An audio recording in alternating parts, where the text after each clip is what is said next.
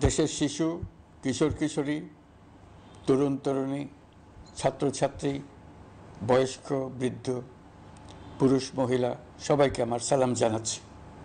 আসসালামু আলাইকুম। বক্তব্যের শুরুতে আমি গভীর শ্রদ্ধা জানাচ্ছি জুলাই আগস্ট মাসে ফ্যাসিবাদের বিরুদ্ধে ছাত্র শ্রমিক জনতার অভ্যুত্থানে নিহত সকল শহীদের প্রতি। আমি আরও স্মরণ করছি তাদের যারা ফ্যাসিবাদী শক্তির প্রাণঘাতী অস্ত্রের সামনে হিমালয়ের মতো দাঁড়িয়ে অন্যায়ের প্রতিবাদ করে মৃত্যুকে আলিঙ্গন করেছে, আহত হয়েছে, পঙ্গুত্ব বরণ করেছে, হারিয়েছে তাদের চোখের দৃষ্টি। সেই সব বীরদের স্মরণ করছি যারা মিথ্যাচার, লুটপাট, স্বৈরতন্ত্রের বিরুদ্ধে এক দফা দাবি নিয়ে দাঁড়িয়েছিল। কৃতজ্ঞতা চিত্তে স্মরণ করছি আপনাদের ভাই বোনদের, আপনাদের সন্তানদের যারা এই বিপ্লবে অংশগ্রহণ করেছিল। প্রিয় দেশবাসী, আমি আগেও জানিয়েছি, আবারও জানাচ্ছি, গণ অভ্যুত্থানে সকল শহীদের পরিবারকে পুনর্বাসন করা হবে। সকল আহত শিক্ষার্থী, শ্রমিক জনতার চিকিৎসার সম্পূর্ণ ব্যয় সরকার বহন করবে। আহতদের দীর্ঘমেয়াদী এবং ব্যয়বহুল চিকিৎসা এবং শহীদদের পরিবারের দেখাশোনার জন্য স্বাস্থ্য মন্ত্রণালয়ের নেতৃত্বে একটি পূর্ণাঙ্গ তালিকা প্রস্তুত করা হয়েছে। এখন এই নতুন তথ্য পাওয়ার ভিত্তিতে এই তালিকা হালনাগাদ করা হতে থাকবে। গণ অভ্যুত্থানের শহীদদের স্মৃতি ধরে রাখতে সরকার তার যাত্রা লগ্নে জুলাই গণহত্যা স্মৃতি ফাউন্ডেশন নামে একটি ফাউন্ডেশন প্রতিষ্ঠার উদ্যোগ নেয়। এখন সেই ফাউন্ডেশন তৈরি হয়েছে। সকল শহীদ পরিবার এবং আহতদের সর্বোত্তম চিকিৎসা সহ তাদের পরিবারের সম্পূর্ণ দায়িত্ব এই ফাউন্ডেশন গ্রহণ করছে। এই ফাউন্ডেশনে দান করার জন্য দেশের সকল মানুষ এবং বিদেশে অবস্থানরত বাংলাদেশিদের আমরা আহ্বান জানাচ্ছি। গত মাসে কুমিল্লা, নোয়াখালী, সিলেট অঞ্চলে আকস্মিক বন্যা এসব এলাকার মানুষকে হতভম্ব করে দিয়েছে। এখানে বেশিরভাগ এলাকায় কোনোদিন বন্যা হয়নি। তারা বন্যা মোকাবেলা করে অভ্যস্ত নন। দেশপ্রেমিক সশস্ত্র বাহিনী তাৎক্ষণিকভাবে বন্যা আক্রান্ত সবাইকে রক্ষার জন্য এগিয়ে আসে। সেনা, নৌ এবং বিমান বাহিনী পরস্পরের সঙ্গে সমন্বয় করে একযোগে কাজে নেমে পড়ার ফলে মানুষের দুর্ভোগ কম হয়েছে। এর পরপরই এনজিও এবং সাধারণ মানুষ দেশের সকল অঞ্চল থেকে দলে দলে এগিয়ে এসছে। আমি বিশেষ করে দেশপ্রেমিক সেনাবাহিনীকে আবারও ধন্যবাদ জানাচ্ছি। দেশের সকল দুর্যোগকালে তারা সবসময় আন্তরিকভাবে এগিয়ে এসছে। বিশেষ করে বন্যা ও শান্তি শৃঙ্খলা রক্ষার কাজে তাদের সৈনিক এবং অফিসাররা দিনের পর দিন যেভাবে দায়িত্ব পালন করেছে তার কোনো তুলনা হয় না। জনজীবনে স্বস্তি ও আত্মবিশ্বাস প্রতিষ্ঠায় তাদের ভূমিকা অনন্য। বাংলাদেশ সশস্ত্র বাহিনীর সকল সদস্যকে আমি ধন্যবাদ জানাই তাদের সততা, ত্যাগ ও অসীম দেশপ্রেমের জন্য। দেশের স্বাধীনতা সংগ্রাম থেকে শুরু করে বন্যা, খরা, ঝড়, বৃষ্টি, ঘূর্ণিঝড়, সকল প্রাকৃতিক দুর্যোগে আপনারা সকলের শেষ ভরসার স্থান। দেশের প্রতিটি ক্রান্তি লগ্নে আপনারা দেশের মানুষের পাশে থেকেছেন। দেশের স্বাধীনতার পক্ষে, সার্বভৌমত্বের পক্ষে অবস্থান নিয়েছেন। দেশ গঠনে আপনারা সবার আগে এগিয়ে এসছেন। বিগত জুলাই হতে শুরু হওয়া গণ অভ্যুত্থান, বন্যা, নিরাপত্তা প্রদান, অস্ত্র উদ্ধার সহ সকল কার্যক্রমে আপনারা সফলভাবে দিনরাত কাজ করে যাচ্ছেন। সরকার ও জনগণের পক্ষ থেকে আমি আপনাদের প্রতি কৃতজ্ঞতা জানাচ্ছি। বন্যা আমাদের জনজীবনে আরেকটি দিক উন্মোচন করল। দেশের সকল জায়গায় মানুষের সক্রিয় সহানুভূতির জোয়ার উঠেছিল অবিশ্বাস্য মাত্রায়। ব্যবসায়ী, অর্থবান ব্যক্তিরা যেমন তাদের অর্থ নিয়ে স্বতঃস্ফূর্তভাবে এগিয়ে এসেছিল, তেমনি দেশের বিভিন্ন প্রান্তের সাধারণ মানুষ, স্কুল, কলেজ, বিশ্ববিদ্যালয়ের ছেলেমেয়েরা জোয়ারের ঢলের মতো যার যার সামর্থ্য নিয়ে এগিয়ে এসছে। অনেকেই ছুটে গেছে বন্যার্তদের সহযোগিতা করার জন্য। এনজিওরা বিভিন্ন জায়গা থেকে ছুটে গেছে তাদের সহায়তা নিয়ে। তাদের কাজে অনুপ্রাণিত হয়ে আমি এনজিও নেতাদের সঙ্গে বৈঠক করেছি কিভাবে সরকার তাদের কাজের সঙ্গে সরকারের উদ্যোগকে সমন্বিত করতে পারে, সেটার কাঠামো তৈরি করে দেওয়ার জন্য। বন্যা এখন চলে গেছে, কিন্তু পুনর্বাসনের কঠিন কাজ আমাদের সামনে রয়ে গেছে। সকলের সহযোগিতায় আমরা পুনর্বাসনের কাজটি সফলভাবে সমাধান করতে চাই। আইন শৃঙ্খলা পরিস্থিতির উন্নতির জন্য আমরা দিনরাত পরিশ্রম করে যাচ্ছি। যে সমস্ত ভাই বোনেরা তাদের গত 16 বছরের বেদনা জানিয়ে তার প্রতিকার পাওয়ার জন্য আমার অফিস এবং সচিবালয়ের অফিস সমূহের সামনে প্রতিদিন ঘেরাও কর্মসূচি দিয়ে আমাদের কাজকর্ম ব্যাহত করছিলেন, তারা আমার আহ্বানে সাড়া দিয়ে ঘেরাও কর্মসূচির থেকে বিরত হয়েছেন বটে, তবে অন্যত্র আবার তারা তাদের কর্মসূচি দিয়ে যাতায়াতে ব্যাঘাত সৃষ্টি করছেন। আমি কথা দিচ্ছি, আপনাদের ন্যায্য আবেদনের কথা আমরা ভুলে যাব না। আমরা সকল অন্যায়ের প্রতিকারের জন্য প্রতিশ্রুতিবদ্ধ। আমরা আমাদের দায়িত্বকালে যথাসম্ভব সব সমস্যার সমাধানের চেষ্টা করব। আমি আবারও অনুরোধ করছি, আপনারা যাতায়াতে ব্যাঘাত সৃষ্টি থেকে বিরত থাকুন। জাতি আপনাদের প্রতি কৃতজ্ঞ থাকবে। তৈরি পোশাক, ওষুধ শিল্প, এইসব এলাকায় শ্রমিক ভাই বোনেরা তাদের অভিযোগ জানানোর জন্য ক্রমাগতভাবে এই শিল্পের কার্যক্রম পরিচালনা বন্ধ রাখতে বাধ্য করছেন।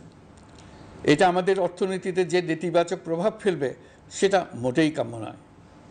এমনিতেই ছাত্র শ্রমিক জনতার বিপ্লবের পর যে অর্থনীতি আমরা পেয়েছি সেটা নিয়মনীতিবিহীন দ্রুত ক্ষীয়মান একটা অর্থনীতি। প্রাতিষ্ঠানিক কাঠামো প্রায় ধ্বংসপ্রাপ্ত। বৈদেশিক মুদ্রার রিজার্ভ তলানিতে গিয়ে ঠেকেছে। আমরা এই অর্থনীতিতে প্রাণ সঞ্চারের চেষ্টা করছি, আমাদের উদ্যোগে সাড়াও পাচ্ছি। ঠিক এই সময়ে আমাদের শিল্প কারখানাগুলো বন্ধ হয়ে যাক, অকার্যকর হয়ে যাক, এটা আমাদের অর্থনীতিতে বিরাট আঘাত পড়বে। সেটা কিছুতেই আমাদের কাম্য হতে পারে না। শ্রমিক ভাই বোনদের অনেক দুঃখ আছে, কিন্তু সেই দুঃখ প্রকাশ করতে গিয়ে আপনাদের মূল জীবিকা বন্ধ হওয়ার উপক্রম হলে সেটা ঠিক হবে না। দেশের অর্থনীতি ধ্বংসপ্রাপ্ত হলে সেটা ঠিক হবে না।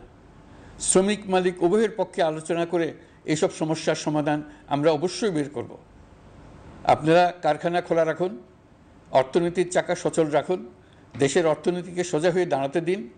আমরা আপনাদের সমস্যার স্থায়ী সমাধান বের করার জন্য সর্বশক্তি প্রয়োগ করব।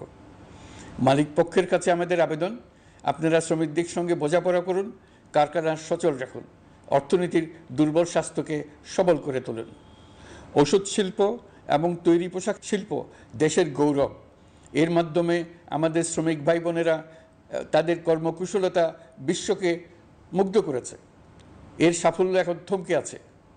আমরা এই দুই শিল্পকে তাদের সম্ভাব্য শীর্ষে নিয়ে যেতে চাই। দুর্বল করার তো প্রশ্নই ওঠে না। এই দুই শিল্পের কোথায় কোথায় বাধা আছে, সমস্যা আছে, সেগুলো চিহ্নিত করে তাকে বাধামুক্ত করতে চাই। আমরা বিদেশি ক্রেতাদের একত্রিত করে তাদের সহযোগিতা চাইব, যেন বাংলাদেশের এই শিল্প দুটি বিশ্বের অন্যান্য দেশের চাইতে বেশি আস্থাযোগ্য হয়ে গড়ে উঠতে পারে। সব কিছুই সম্ভব যদি আমরা শ্রমিক মালিক সম্পর্কটা একটা নির্ভরযোগ্য, আনন্দদায়ক করে গড়ে তুলতে পারি। আমাদের সরকারের প্রথম মাস কাটল, দ্বিতীয় মাস থেকে আমরা নতুন বাংলাদেশ গড়ার ভিত্তি হিসেবে নতুন শ্রমিক মালিক সম্পর্কের সূচনা করতে চাই। এটা দেশের সবার কাম্য। দেশের নতুন প্রজন্ম নির্ভয়ে যেন তাদের ভবিষ্যৎ নিয়ে এগিয়ে যেতে পারে, আমরা সেই লক্ষ্যে কাজ করছি।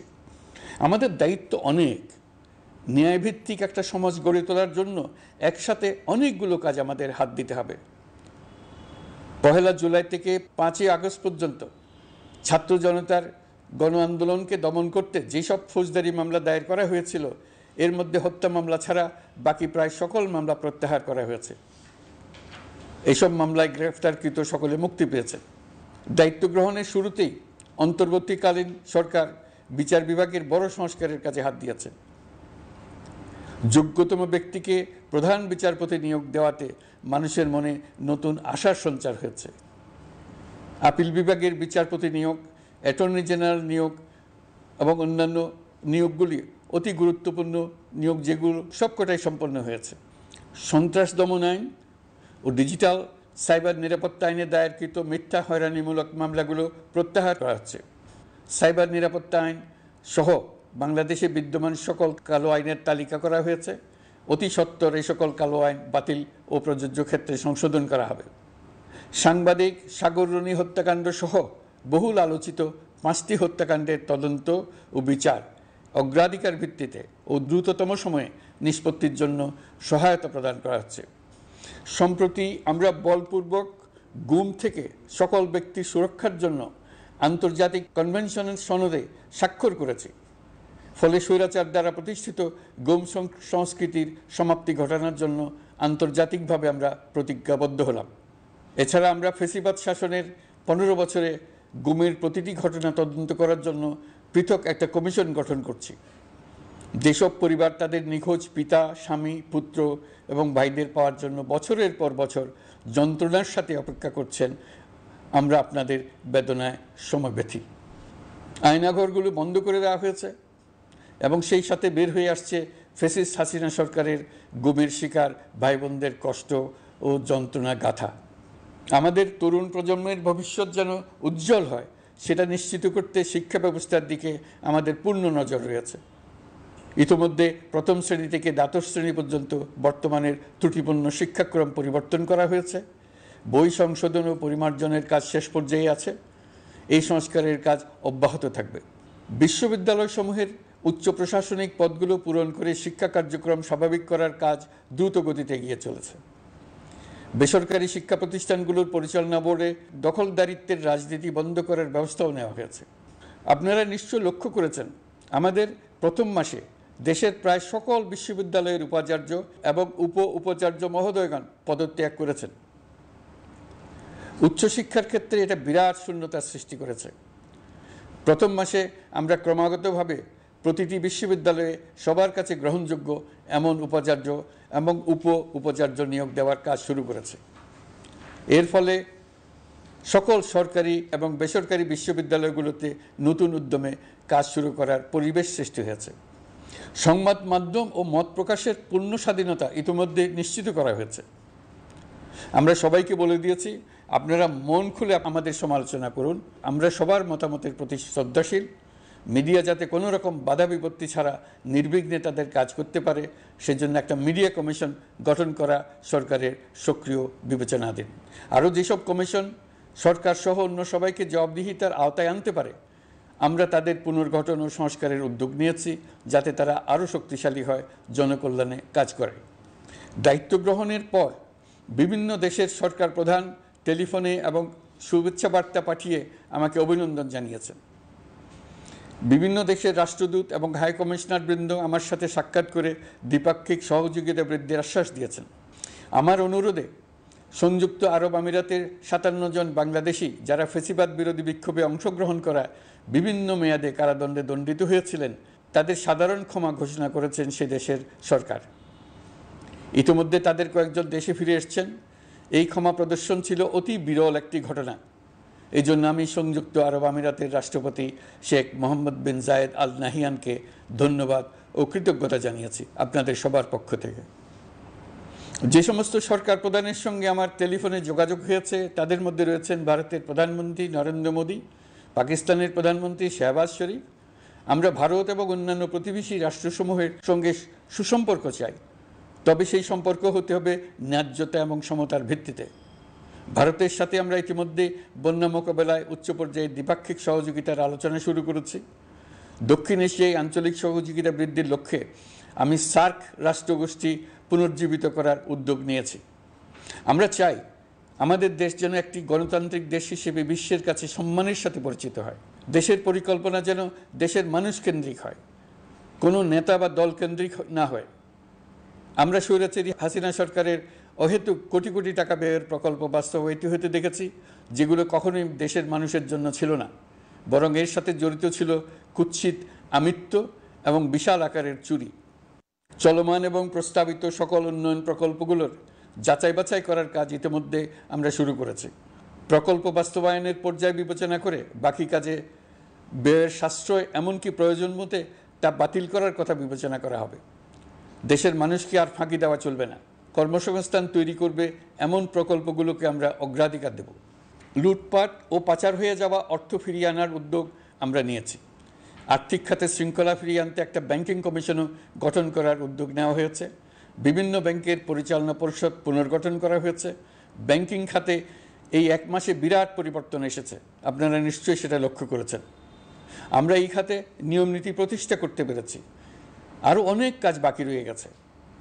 প্রথম মাসের কাজ হিসেবে শুধু প্রধান কাজগুলো করেছি, তার সঙ্গে রয়েছে আরও অনেক পরবর্তী কাজ।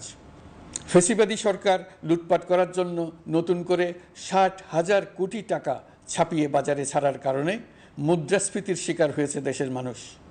এই অতুলনীয় মুদ্রাস্ফীতি নিয়ন্ত্রণ অন্তর্বর্তী সরকারের অন্যতম প্রধান লক্ষ্য। মুদ্রাস্ফীতি নিয়ন্ত্রণের লক্ষ্যে পলিসি সুদের হার বৃদ্ধি করে 9% উন্নীত করা হয়েছে। মূল্যস্ফীতি থেকে সাধারণ মানুষকে সুরক্ষা দেওয়ার উদ্দেশ্যে ওএমএস খাদ্যবান্ধব কর্মসূচি সহ সুলভ মূল্যে প্রান্তিক মানুষের কাছে নিত্য প্রয়োজনীয় দ্রব্য সরবরাহ চলমান রাখা হয়েছে।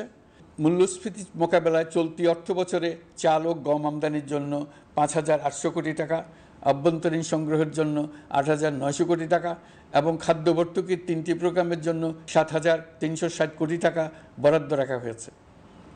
বিভিন্ন স্টেক হোল্ডারের সাথে সভা করে মূল্যস্ফীতি নিয়ন্ত্রণের করণীয়সমূহ চিহ্নিত করা হয়েছে। পরিচালন ও উন্নয়ন ব্যয় যৌক্তিক পরিমাণে হ্রাস করার জন্য কার্যক্রম গ্রহণ করা হয়েছে। কৃষিপণ্য উৎপাদনের জন্য সার আমদানির ক্ষেত্রে প্রয়োজনীয় বৈদেশিক মুদ্রার সরবরাহ নিশ্চিত করার পদক্ষেপ নেওয়া হয়েছে। প্রকৃত চাষিগণ যাতে কৃষি ঋণ পেয়ে থাকেন তা নিশ্চিত করার উদ্যোগ নেওয়ার পাশাপাশি কৃষি ঋণের পরিমাণ বৃদ্ধি করা হয়েছে। মার্কিন ডলারের বিপরীতে টাকার বিনিময় হার স্থিতিশীল রাখার লক্ষ্যে বৈদেশিক মুদ্রার বিনিময় হারকে বাজারভিত্তিক করা হয়েছে। কালো টাকা সাদা করার অনৈতিক অনুমতি বাতিল করা হয়েছে। বৈদেশিক মুদ্রার রিজার্ভ বৃদ্ধি করতে বিভিন্ন উন্নয়ন সহযোগীদের কাছ থেকে বাজেট সাপোর্ট চাওয়া হয়েছে। আন্তর্জাতিক মুদ্রা তহবিল থেকে অতিরিক্ত 3 বিলিয়ন মার্কিন ডলার, বিশ্বব্যাংক থেকে অতিরিক্ত 1 বিলিয়ন ডলার, জাইকা থেকে অতিরিক্ত 1 বিলিয়ন মার্কিন ডলার প্রদানের অনুরোধ করা হয়েছে। রূপপুর পারমাণবিক বিদ্যুৎ কেন্দ্র নির্মাণ প্রকল্পের অগ্রিম অর্থ পরিশোধ এবং বকেয়া পাওনা নিয়ে রাশিয়ান ফেডারেশনের সাথে অর্থ মন্ত্রণালয়ের আলোচনা চলছে। পাইপলাইনে থাকা 48 বিলিয়ন মার্কিন ডলার বৈদেশিক সহায়তা ব্যবহারের উদ্যোগ নেওয়া হয়েছে। মেগা প্রকল্পের নামে লুটপাট বন্ধের পাশাপাশি স্বাস্থ্য ও শিক্ষা খাতে বরাদ্দ বৃদ্ধির পরিকল্পনা গ্রহণ করা হয়েছে। বৈদেশিক মুদ্রার রিজার্ভের উপর চাপ কমানোর লক্ষ্যে রাশিয়া এবং চীন থেকে প্রাপ্ত ঋণের সুদের হার কমানো এবং ঋণের মেয়াদ বৃদ্ধির জন্য অনুরোধ জানানো হয়েছে। সকল উন্নয়ন সহযোগীদের সাথে সম্পর্ক আরও নিবিড় করার উদ্যোগ নেওয়া হয়েছে। সকল অর্থনৈতিক সূচক এবং পরিসংখ্যানের প্রকৃত মান বা সংখ্যা প্রকাশের জন্য নির্দেশনা প্রদান করা হয়েছে। জিডিপি, মূল্যস্ফীতি ইত্যাদি সঠিক উপাত্ত সংগ্রহ, প্রাক্কলন ও প্রকাশের জন্য নির্দেশনা দেওয়া হয়েছে। জাতীয় রাজস্ব বোর্ড এবং অর্থ বিভাগের রাজস্ব আয় সম্পর্কিত উপাত্তের মধ্যে পার্থক্য নিরসনে উদ্যোগ নেওয়া হয়েছে। প্রকৃত রপ্তানি আয় নিরূপণ এবং প্রকাশের নির্দেশনা দেওয়া হয়েছে। জাতীয় রাজস্ব বোর্ডের অটোমাইজেশনের লক্ষ্যে পরিকল্পনা গ্রহণ করা হয়েছে। পুঁজিবাজারকে স্বাভাবিক ধারায় ফিরিয়ে আনতে সিকিউরিটি এক্সচেঞ্জ কমিশন পুনর্গঠন করা হয়েছে। নিত্য প্রয়োজনীয় পণ্য সামগ্রীর সরবরাহ স্বাভাবিক রাখার নিমিত্তে ব্যবসায়ী, শিল্প মালিক ও ব্যবসায়ী সংগঠনের সাথে সভা করা হচ্ছে এবং তাদের মতামতের ভিত্তিতে বিভিন্ন ব্যবস্থা গ্রহণ করা হচ্ছে। বিদ্যমান মজুদ ও ঘাটতি মূল্যায়ন করে ভবিষ্যৎ চাহিদা পর্যালোচনা করে স্থানীয় উৎপাদন বৃদ্ধির পাশাপাশি আমদানি পর্যায়ে বিভিন্ন জটিলতা দূরীকরণ, বন্দর ও বড় মোকামসহ পরিবহন ব্যবস্থার বিভিন্ন সমস্যা সমাধানে সংশ্লিষ্ট সকল মন্ত্রণালয়, দপ্তর, বিভাগকে প্রয়োজনীয় নির্দেশ দেওয়া হয়েছে।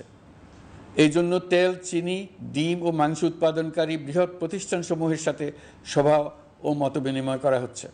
নিত্য প্রয়োজনীয় কিছু দ্রব্যাদি যেমন পেঁয়াজ, আলু এসবের দাম আরও কমানোর জন্য বিদ্যমান শুল্ক হার হ্রাসের বিষয়ে এনবিআরকে প্রয়োজনীয় নির্দেশনা দেওয়া হয়েছে। ইতোমধ্যে এনবিআর পেঁয়াজ, আলু ও কতিপয় কীটনাশকের ক্ষেত্রে আমদানি শুল্ক হ্রাস এবং ক্ষেত্র বিশেষে রেগুলেটরি শুল্ক প্রত্যাহার করে এসআরও জারি করেছে। নিম্ন আয়ের 1 কোটি পরিবারকে টিসিবির মাধ্যমে হ্রাসকৃত মূল্যে কিছু পণ্য যেমন পরিবার প্রতি চাল মাসে 5 কেজি, সয়াবিন তেল মাসে 2 কেজি, মসুর ডাল মাসে 2 কেজি দেওয়া হচ্ছে। এটি সামনের দিনগুলোতে অব্যাহত রাখা হবে।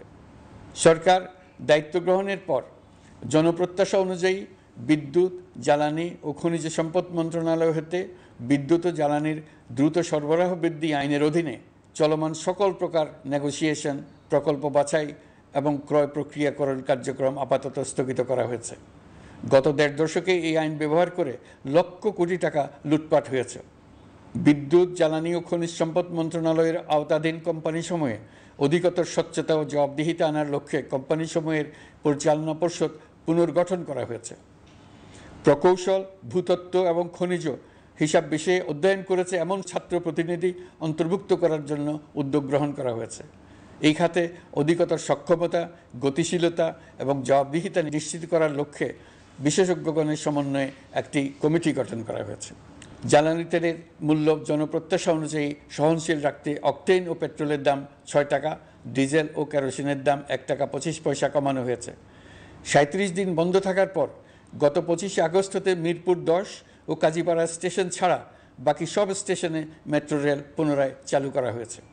ভুয়া মুক্তিযোদ্ধাদের চিহ্নিত করার লক্ষ্যে বিশেষ করে মুক্তিযুদ্ধের সময় যাদের বয়স ১২.৫ বছরের কম ছিল তাদের মুক্তিযুদ্ধ তালিকা হতে বাতিলের জন্য সুপ্রিম কোর্টে লিভ টু আপিলের পদক্ষেপ গ্রহণ করা হয়েছে।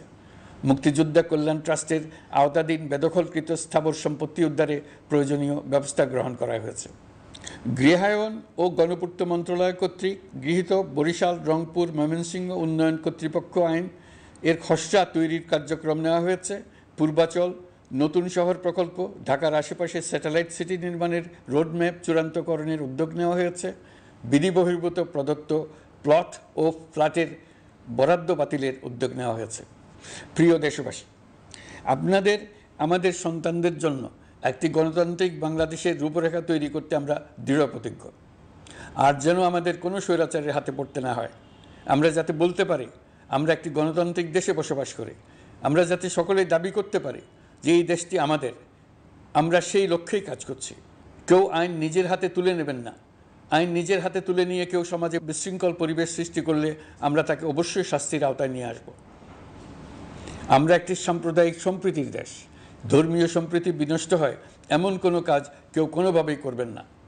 অতীতে শুধুমাত্র আওয়ামী মতাদর্শী না হওয়ার কারণে ২৮তম থেকে ৪২তম বিসিএস পর্যন্ত বিপিএসসি কর্তৃক সুপারিশকৃত অনেক প্রার্থী নিয়োগ বঞ্চিত হয়েছেন।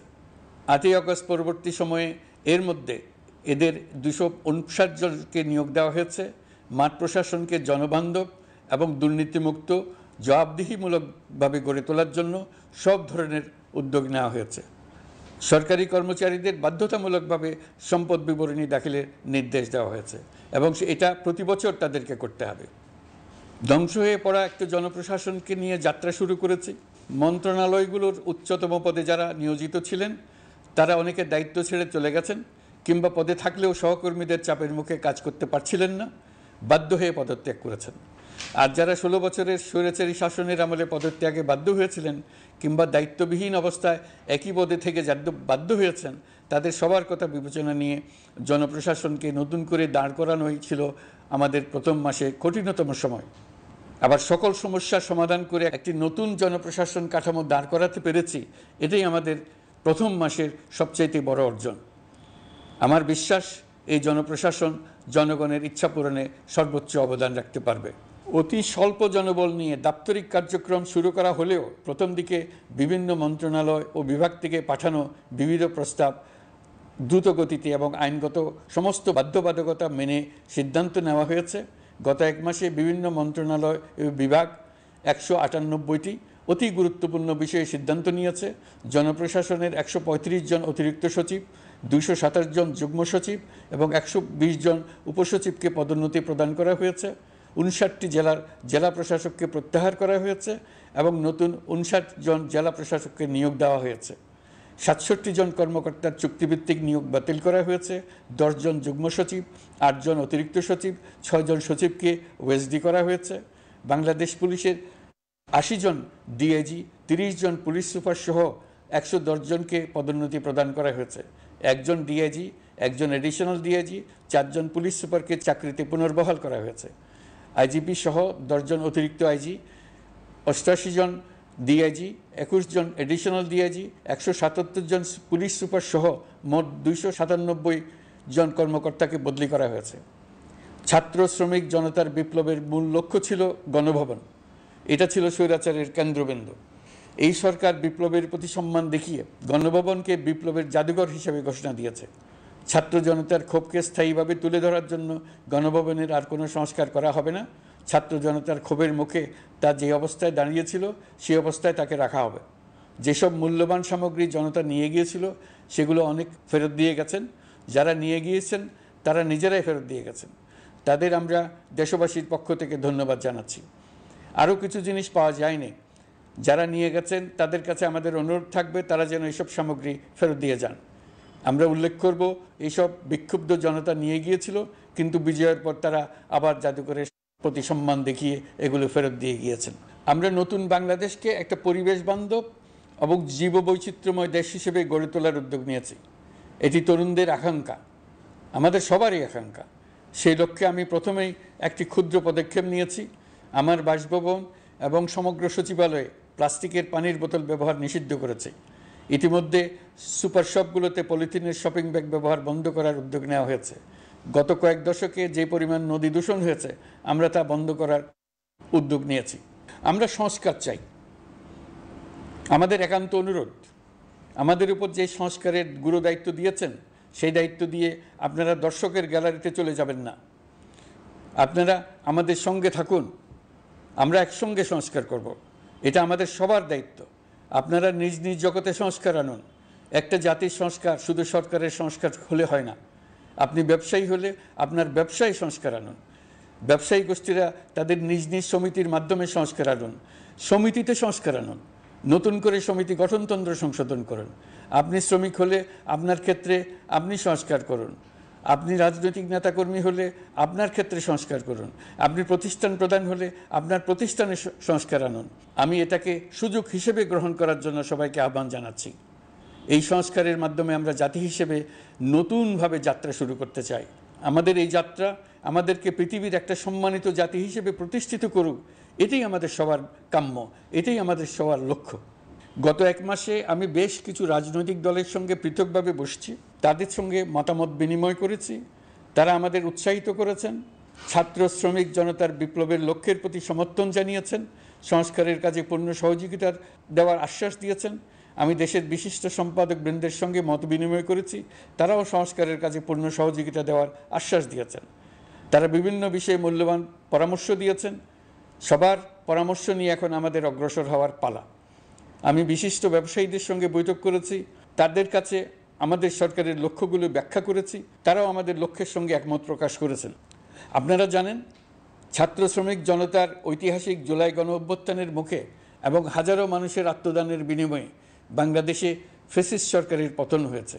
এই গণ অভ্যুত্থানের বার্তা ও আকাঙ্ক্ষা বাস্তবায়নের জন্য একটি অভূতপূর্ব সময় ও সুযোগ আমরা এর মধ্য দিয়ে অর্জন করেছি। এর বাস্তবায়ন তথা বাংলাদেশের ফ্যাসিজম বা স্বৈরতান্ত্রিক শাসন পুনরাবৃত্তির আশঙ্কা রোধ এবং জনমালিকানা ভিত্তিক কল্যাণমুখী জনস্বার্থে নিবেদিত একটি রাষ্ট্র ব্যবস্থা প্রবর্তনের লক্ষ্যে কিছু জাতীয় ভিত্তিক সংস্কার সম্পন্ন করা জরুরি হয়ে পড়েছে। উক্ত সংস্কার ভাবনার অন্যতম কেন্দ্রবিন্দু হচ্ছে সুষ্ঠু নির্বাচন ব্যবস্থা, সুশাসন প্রতিষ্ঠা করা। আমরা যেহেতু জনগণের ভোটাধিকার ও জনগণের মালিকানায় বিশ্বাস করি, সেহেতু নির্বাচন ব্যবস্থার উন্নয়নে আমাদের সংস্কার ভাবনায় গুরুত্ব পেয়েছে অধিক। আমরা মনে করি নির্বাচনের নামে সংখ্যাগরিষ্ঠতার একাধিপত্য ও দুঃশাসন মানুষের উপর চাপিয়ে দেওয়া বা এর মাধ্যমে এক ব্যক্তি বা এক পরিবার বা কোনো গোষ্ঠীর কাছে সকল ক্ষমতা কক্ষীগত করে রাখার কোনো ক্রমেই গ্রহণযোগ্য নয়। এসব আশঙ্কা রোধ করার জন্য নির্বাচনের সাথে সম্পর্কিত নির্বাচন কমিশন সহ অন্যান্য প্রতিষ্ঠানগুলোর সংস্কারের কথা আমরা ভাবছি। নির্বাচন ব্যবস্থার সাথে সম্পর্কিত প্রতিষ্ঠান হিসেবে পুলিশ প্রশাসন, জনপ্রশাসন, বিচার প্রশাসন, দুর্নীতি দমন কমিশন এই 4টি প্রতিষ্ঠানের সংস্কার করা সুষ্ঠু ও অবাধ নির্বাচনের জন্য অপরিহার্য। এসব প্রতিষ্ঠানের সংস্কার জনমালিকানা ভিত্তিক, জবাবদিহিমূলক এবং কল্যাণমূলক রাষ্ট্র ব্যবস্থা প্রতিষ্ঠায় অবদান রাখবে বলে আমি বিশ্বাস করি। এর পাশাপাশি সমাজের সকল স্তরের মানুষের প্রতিনিধিত্ব ও স্বার্থ নিশ্চিত করার জন্য এবং জুলাই গণ অভ্যুত্থানের বার্তাকে প্রতিফলিত করার জন্য সাংবিধানিক সংস্কারের প্রয়োজন আমরা অনুভব করছি। এসব বিষয়ে সংস্কার করার প্রাথমিক পদক্ষেপ হিসেবে আমরা প্রাথমিকভাবে 6টি কমিশন গঠন করার সিদ্ধান্ত নিয়েছি। এসব কমিশনের কাজ পরিচালনার জন্য বিষয়ভিত্তিক অভিজ্ঞতা বিবেচনা করে 6 জন বিশিষ্ট নাগরিকের নেতৃত্বে এই কমিশনগুলো পরিচালনা করার দায়িত্ব দিয়েছি। এরপর আরও বিভিন্ন বিষয়ে কমিশন গঠন করার প্রক্রিয়া আমরা অব্যাহত রাখব। নির্বাচন ব্যবস্থা সংস্কার কমিশনের প্রধান হিসেবে দায়িত্ব পালন করবেন ডক্টর বদিউল আলম মজুমদার।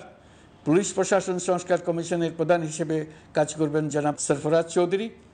বিচার বিভাগ সংস্কার কমিশনের প্রধান হিসেবে দায়িত্ব পালন করবেন বিচারপতি শাহ আবু নাঈম মমিনুর রহমান। দুর্নীতি দমন সংস্কার কমিশনের প্রধান হিসেবে দায়িত্ব পালন করবেন ডক্টর ইফতেখারুজ্জামান। জনপ্রশাসন সংস্কার কমিশনের প্রধান হিসেবে দায়িত্ব পালন করবেন জনাব আব্দুল মুহিত চৌধুরী। সংবিধান সংস্কার কমিশনের প্রধান হিসেবে দায়িত্ব পালন করবেন ডক্টর শাহদিন মালিক। এসব কমিশনের অন্য সদস্যদের নাম কমিশন প্রধানদের সাথে আলোচনা করে ঠিক করা হবে। কমিশনগুলোর আলোচনা ও পরামর্শ সভায় উপদেষ্টা পরিষদের সদস্য, ছাত্র, শ্রমিক জনতা আন্দোলনের প্রতিনিধি, নাগরিক সমাজ ও রাজনৈতিক দলের প্রতিনিধিরা উপস্থিত থাকবেন। পূর্ণাঙ্গভাবে গঠিত হওয়ার পর কমিশন আনুষ্ঠানিকভাবে তাদের কাজ আগামী 1 অক্টোবর থেকে শুরু করতে পারবে বলে আমি আশা করছি এবং এটি পরবর্তী 3 মাসের মধ্যে সম্পন্ন হবে বলে আমরা ধারণা করছি। কমিশনের রিপোর্টের ভিত্তিতে সরকার পরবর্তী পর্যায়ে প্রধান রাজনৈতিক দলগুলোর সাথে পরামর্শ সভার আয়োজন করবে। চূড়ান্ত পর্যায়ে ছাত্র সমাজ, নাগরিক সমাজ, রাজনৈতিক দলের প্রতিনিধি, সরকারের প্রতিনিধি নিয়ে ব্যাপক ভিত্তিক 3 থেকে 7 দিন ব্যাপী একটি পরামর্শ সভার ভিত্তিতে সংস্কার ভাবনার রূপরেখা চূড়ান্ত করা হবে। এতে এই রূপরেখা কীভাবে বাস্তবায়ন হবে তার একটি ধারণাও দেওয়া হবে। এই আয়োজন জুলাই গণ অভ্যুত্থানের বার্তা বাস্তবায়ন ও রাষ্ট্র পুনর্নির্মাণ তাগিদের ঐক্যবন্ধনে গোটা জাতিকে শক্তিশালী ও আশাবাদী করে তুলবে বলে আমাদের বিশ্বাস। প্রিয় দেশবাসী, আমাদের সামনে অনেক কাজ, সবাই মিলে একই লক্ষ্যে আমরা অগ্রসর হতে চাই। আমাদের মধ্যে, বিশেষ করে আমাদের নতুন প্রজন্মের মধ্যে যে সুপ্ত প্রতিভা লুকিয়ে আছে সেটা যেন বিনা বাধায় রাষ্ট্রের এবং সমাজের সহযোগিতায় প্রকাশ করতে পারি, সেই সুযোগের কাঠামো তৈরি করতে চাই। সকলে মিলে আমাদের পরিবারের প্রতিটি সদস্যকে, সে ঝাড়ুদার হোক, ছাত্র হোক, শিক্ষক হোক, যে কোনো ধর্মের হোক, সবার সমান অধিকার নিশ্চিত করতে চাই। এই হলো আমাদের সংস্কারের মূল লক্ষ্য। আসুন ছাত্র শ্রমিক জনতার এই বিপ্লবের লক্ষ্যকে আমরা দ্রুত বাস্তবায়ন করি। আমাদের প্রথম মাসে আমরা যেই গতিতে, যে উদ্যম নিয়ে কাজ এগিয়ে নিয়ে যাওয়ার কথা চিন্তা করেছিলাম সেটা হয়তো করতে পারিনি বাস্তব অবস্থার পরিপ্রেক্ষিতে। দেশের আইনশৃঙ্খলা পরিস্থিতি স্বাভাবিক রাখা গেলে আশা করি আমরা আমাদের গতি অনেক বাড়াতে পারব। এই জন্য দেশের সকল মানুষের কাছে, শিক্ষক, ছাত্রছাত্রী, কৃষক, শ্রমিক, পেশাজীবী, বড় ব্যবসায়ী, ক্ষুদ্র ব্যবসায়ী, দিনমজুর, গৃহিণী, সকলের সহযোগিতা চাইছি। আমাদের কাজ বড় কঠিন, কিন্তু জাতি হিসেবে এবার ব্যর্থ হওয়ার কোনো অবকাশ আমাদের নেই। আমাদেরকে সফল হতেই হবে। এই সাফল্য আপনাদের কারণেই আসবে, আপনার সহযোগিতার কারণেই আসবে। আমাদের কাজ হবে আপনার আমার স্বপ্নকে বাস্তবে রূপায়িত করা। এখন আমরা আমাদের 2য় মাস শুরু করছি। আমাদের 2য় মাসে যেন আপনাদের মনে দৃঢ় আস্থা সৃষ্টি করতে পারি, সেই চেষ্টা করে যাব। ধৈর্য ধরুন, এই কথাটি আমি মোটেই আপনাদের বলবো না। আমরা সবাই অধৈর্য হয়ে পড়েছি। এত সব কাজ কখন যে শেষ হবে এটা চিন্তা করে আমরা অধৈর্য হব, কেন হব না? কিন্তু সঠিকভাবে কাজ করব, কাজে কোনো অধৈর্যের চিহ্ন রাখব না। প্রিয় দেশবাসী, দেশের শিশু, কিশোর কিশোরী, তরুণ তরুণী, ছাত্রছাত্রী, বয়স্ক, বৃদ্ধ, পুরুষ, মহিলা, সবাইকে আবারও আমার সালাম জানাচ্ছি। আসসালামু আলাইকুম। আপনাদের সবাইকে ধন্যবাদ জানাচ্ছি। মহান আল্লাহ আমাদের সকলের সহায় হন।